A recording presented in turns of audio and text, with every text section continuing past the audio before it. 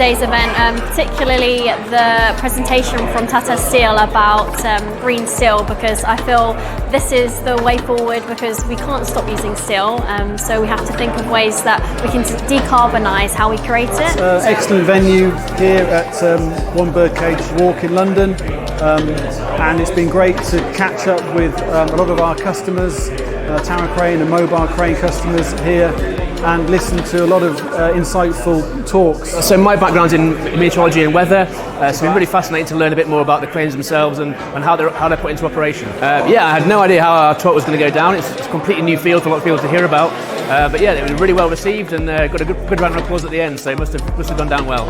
It's been good to know that everybody has got their little pockets of knowledge in different areas of lifting equipment, and then the speakers have been able to bring everything together.